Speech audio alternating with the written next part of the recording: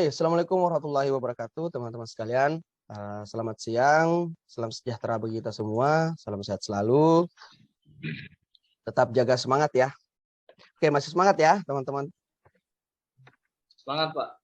Oke. Semangat. Ya, perkenalkan nama saya Muhammad Samsudin, peserta Latsar gelombang kelima, angkatan ke-15, kelompok 2, unit kerja BPP Kecamatan Pana, Dinas Pertanian Kabupaten Mamasa, Provinsi Sulawesi Barat. Baik, selanjutnya saya perkenalan dulu. Pak Sufriandi bisa perkenalkan diri? Baik, terima kasih. Perkenalkan, nama saya Suprandi, saya peserta Latsar CPNS tahun 2022 dari pemerintah Kabupaten Mamasa, gelombang kelima, angkatan 15 dari kelompok 2, unit kerja dari Dinas Pertanian Kabupaten Mamasa. Terima kasih. Oke, ya, Bapak Hardiman. Terima kasih. Perkenalkan, nama saya Muhammad Hardiman SP, peserta Latsar CPNS tahun 2022, gelombang 5, angkatan 15, kelompok 2, instansi Dinas Pertanian Kabupaten Mamasa. Terima kasih. Oke, Ibu Indra.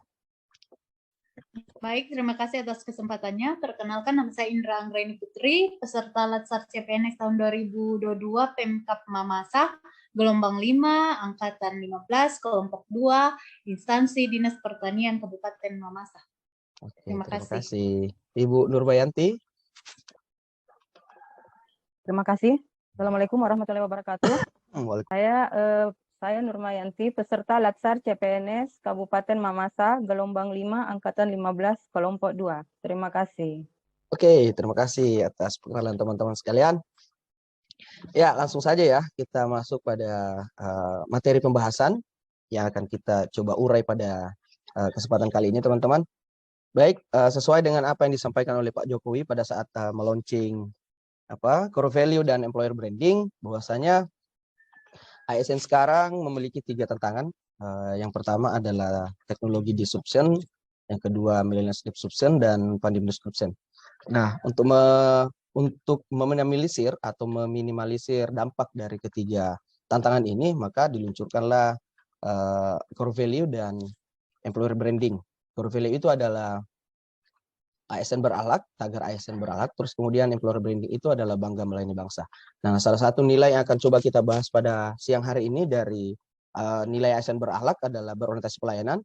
Nah, kita tahu bersama bahwa seorang ASN atau aparatur sipil negara, hal yang harus dilakukan atau yang menjadi tugas utamanya itu adalah bagaimana melayani sesuai dengan tugas kita sebagai seorang ASN dari poin kedua, yaitu pelayanan publik sebagai tugas kita sebagai seorang ASN.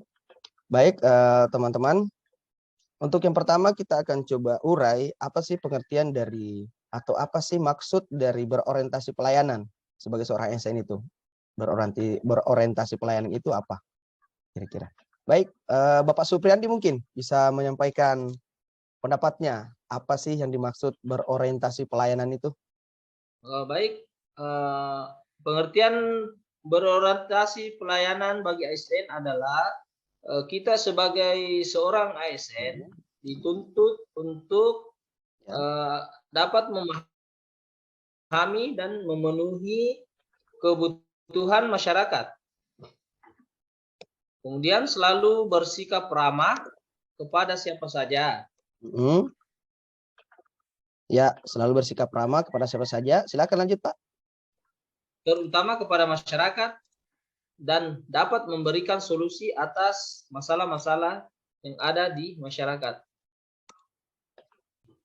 Ya, jadi inti dari berorientasi pelayanan itu bagi seorang ASN ada 3 poin ya. Ya, sekaligus menjadi definisi juga. Yang pertama adalah bagaimana kita memahami dan memenuhi kebutuhan masyarakat. Jadi bukan hanya memahami kebutuhan, tapi juga dituntut untuk memenuhi kebutuhan masyarakat. Terus yang kedua adalah bagaimana kita selalu bersikap ramah dalam melakukan pelayanan seperti itu ya, entah kita melayani di kantor misalnya kalau kita berada di ruang birokrasi, terus kemudian yang ketiga yang ketiga adalah dapat memberikan solusi terhadap masalah di masyarakat. Nah, ini tentunya sangat berkaitan dengan profesi kita sebagai seorang penyuluh pertanian, di mana yang kita hadapi secara langsung adalah petani, Nah, sama kita ketahui bahwa petani dalam kesehariannya terkadang mendapatkan masalah, khususnya dalam proses budidayanya. Jadi nilai ketiga yang dapat memberikan solusi terhadap masalah masyarakat ini adalah memang tugas kita sebagai seorang penyuluh. Oke, terima kasih Pak Andi atas pengertian yang diberikan. Oke, sesuai dengan apa yang disampaikan oleh Pak Andi bahwa berorientasi pelayanan itu memiliki tiga panduan perilaku yang disampaikan Pak Andi juga. Salah satunya adalah memahami dan memenuhi kebutuhan masyarakat. Nah, ini penting teman-teman sekalian, bagaimana kita memahami dan memenuhi kebutuhan masyarakat. Oke, ada teman mungkin yang mau menyampaikan argumentasinya tentang bagaimana kita memahami dan memenuhi kebutuhan masyarakat sebagai seorang ASN. Silakan. Baik, terima kasih atas kesempatannya. Di sini saya akan menjelaskan bagaimana kita memahami dan memenuhi kebutuhan dari masyarakat.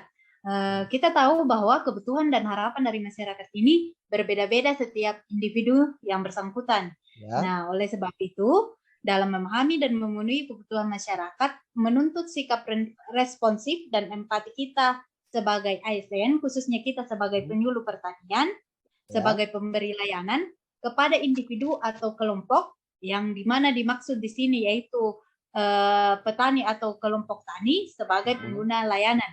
Nah, kita sebagai penyuluh di sini atau sebagai ASN harus menjadi pendengar yang baik atas keluhan ataupun harapan masyarakat tersebut terhadap layanan yang ingin mereka dapatkan. Dengan demikian, kunci pelayanan kesejahteraan adalah kepuasan para pengguna layanan. Mungkin di sini kita bisa wujudkan dengan cara yang pertama itu mengabdi kepada negara dan rakyat Indonesia. Yang kemudian yang kedua itu menjalankan tugas secara profesional dan tidak berpihak. Yang ketiga membuat keputusan berdasarkan prinsip keahlian. Dan yang terakhir menghargai komunikasi, konsultasi, dan kerjasama. Mungkin itu sedikit dari saya. Terima kasih. Oke, bentuk aktualisasinya tadi. Yang pertama adalah mengabdi pada negara ya. Pada negara dan rakyat Indonesia. Oke, yang kedua menjalankan tugas secara profesional dan tidak berpihak.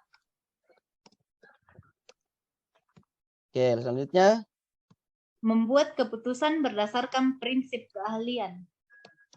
Ya, terima kasih atas argumen dari Bu Indra ya.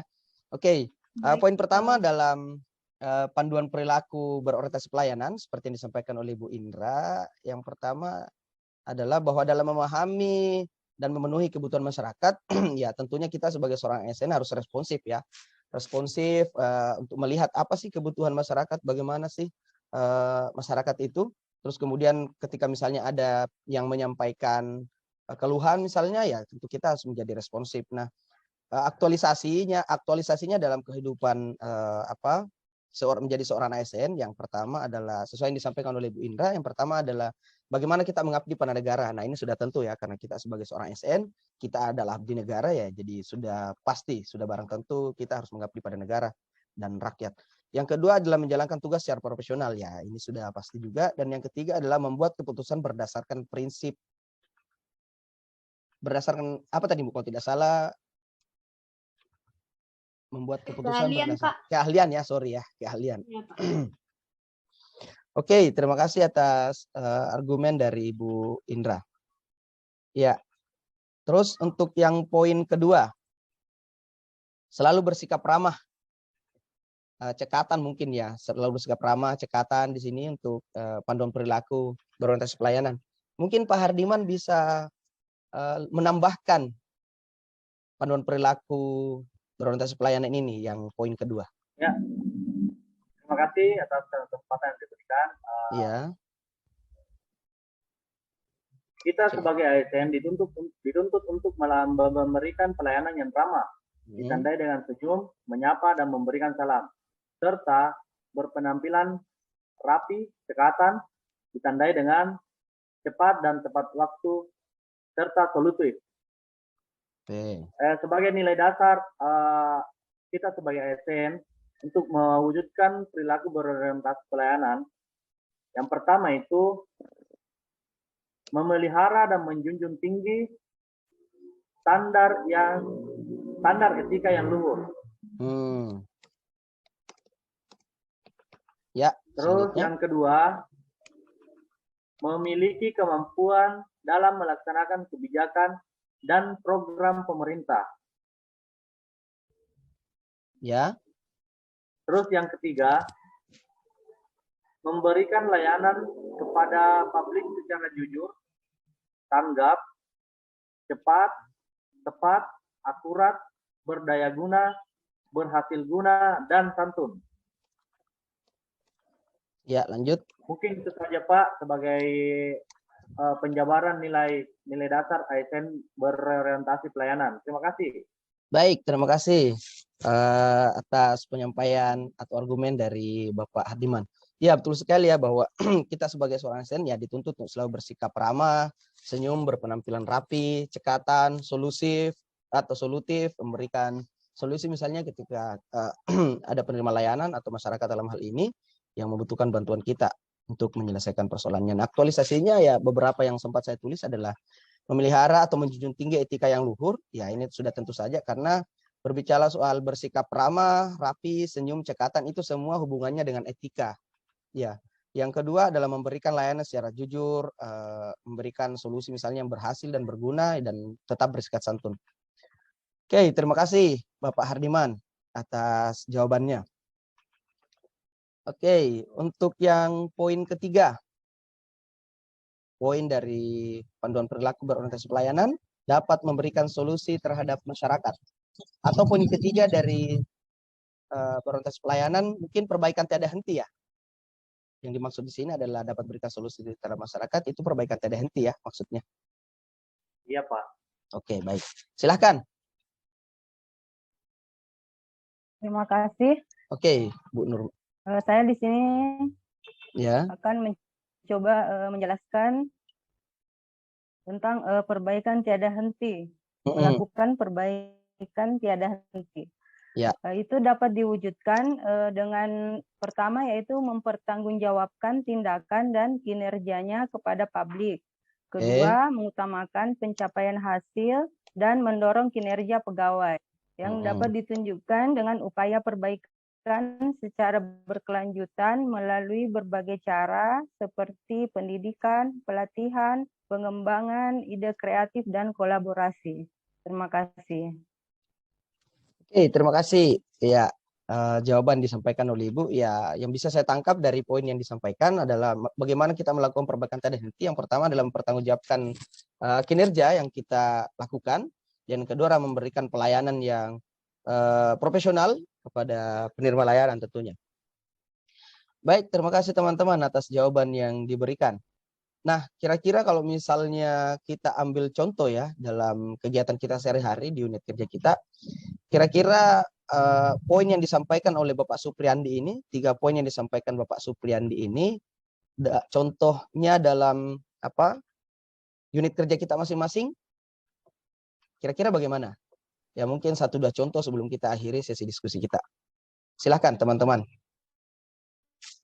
Mungkin saya sampaikan 1 contoh saja ya. Ya, silakan. Dalam materi ramah, cekatan, solutif, dan dapat diandalkan. Ya. Misalkan ada seorang petani yang membutuhkan bantuan atau konsultasi secara langsung. Ketika petani itu melakukan komunikasi dengan kita via telepon, kita harus cepat dan cekatan untuk menindaklanjuti masalah petani tersebut. Jadi di sini kita harus secara cepat dan tepat waktu untuk memberikan layanan kepada petani yang telah membutuhkan bantuan dari kita. Mungkin itu sebagai contohnya. Terima kasih. Ya, terima kasih. Contoh yang sangat real ya di lapangan. Ya, sebagai seorang penyuluh pasti sesuai dengan yang kita pahami bahwa ada bahasa yang mengatakan bahwa penyuluh itu seharusnya 24 jam di lapangan ya. Karena mau tidak mau kita harus menjadi pendengar yang baik bagi petani. Ya, salah satunya adalah ketika misalnya ada petani yang memiliki masalah khususnya untuk budidayanya, maka yang harus kita lakukan ketika misalnya mendapat telepon ya cekatan untuk menindaklanjuti masalah yang disampaikan ya. Betul sekali. Oke, terima kasih atas kesempatannya, terima kasih atas kesediaannya untuk menyampaikan hal-hal yang berkaitan tentang berorientasi pelayanan. Saya bisa simpulkan di sini sesuai dengan yang disampaikan oleh Bapak Supriyandi tadi, bahwa menjadi seorang ASN berorientasi pelayanan itu menjadi sebuah tugas utama kita ya. Sesuai dengan tugas kita menjadi seorang ASN. Di poin kedua, yang pertama adalah memahami dan memenuhi kebutuhan masyarakat. Ini sudah pasti bahwa kita tidak hanya memahami, tapi juga harus bisa memenuhi kebutuhan masyarakat berdasarkan hasil kajian tentunya. Yang kedua, bagaimana bersikap ramah seperti yang disampaikan oleh Pak Hardiman tadi. Dan yang ketiga, dapat memberikan solusi terhadap masyarakat. Ya, tentunya yang poin yang paling penting yang perlu kita garis bawahi adalah bagaimana kita menjadi seorang ASN melakukan perbaikan tiada henti dalam berorientasi pelayanan. Seperti itu yang bisa saya simpulkan. Terima kasih kepada teman-teman sekalian atas kesempatannya. Mohon maaf jika ada sesuatu kata yang salah. Saya akhiri. Terima kasih. Assalamualaikum warahmatullahi wabarakatuh. Waalaikumsalam warahmatullahi wabarakatuh.